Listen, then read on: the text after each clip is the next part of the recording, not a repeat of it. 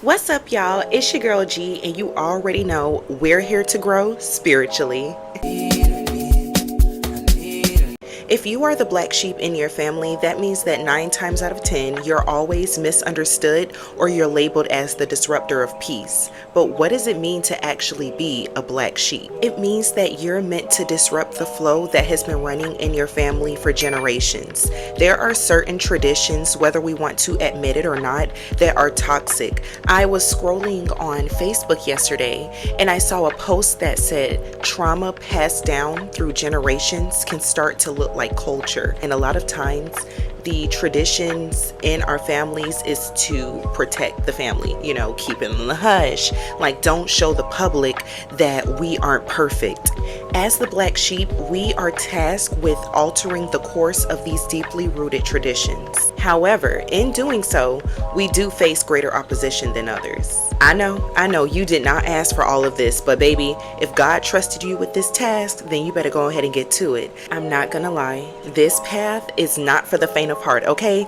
It requires determination, resilience, and the willingness to stand apart from what's familiar, and that's often a lonely path, but you know that there is a greater purpose in your path. So since you're the black sheep of your family, that means that probably since childhood, you've been misunderstood.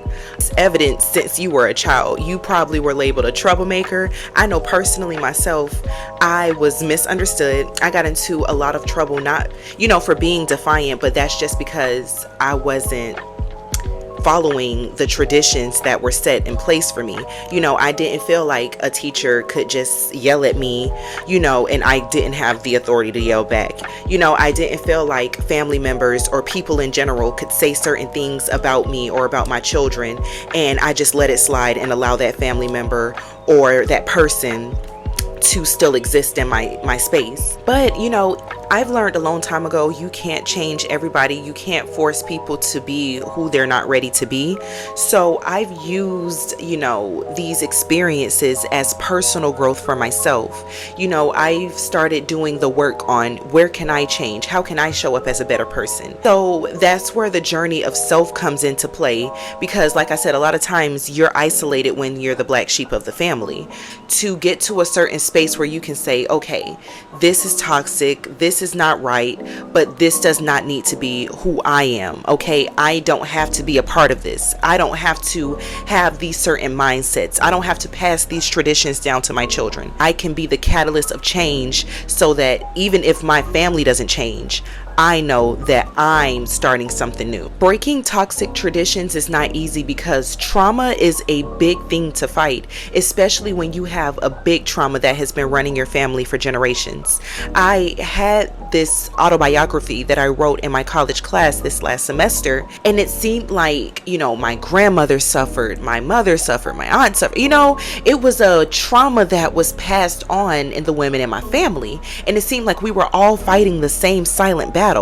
And it wasn't until I sat with God and I talked to God about this, because I didn't want to pass this trauma on to my children. We have to figure out where this trauma is coming from, because it can be passed down genetically. Okay, when your grandmother was experiencing that trauma while she was pregnant, all of that stress, all of that trauma, all of that pain, it was altering her DNA. And if it's altering her DNA while she's pregnant with your mom, it's altering her DNA, your mom's. And if your mom is pregnant with you and it's altering your mother's DNA, it's altering your DNA. So as the black sheep of the family, like, you're tasked with identifying what those toxic things are and changing it, not just for yourself, but for people who come connected to you, for the generations that are coming after you, So I know it's a hard path, but it's also very rewarding because personal growth is such a beautiful thing, especially when you can pass down the healing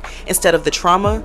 It makes it worth it, and I'm thankful for my experience, because child, if I could talk to younger me who was so misunderstood and just hurting and just has so many whys in her, I would just tell her that in due time everything will be revealed. Okay, you will see things clearly in due time. Okay, don't rush your path. Okay, listen to yourself, trust yourself, build a relationship with yourself. You know what's not right, you know what's good for you as well. Trust yourself. Personally, I have seen so much growth in my family. I've seen so much growth in my friendships. I've seen growth everywhere. I'm just so happy to be a part of what God is doing. You are on the right path. You are exactly where you need to be.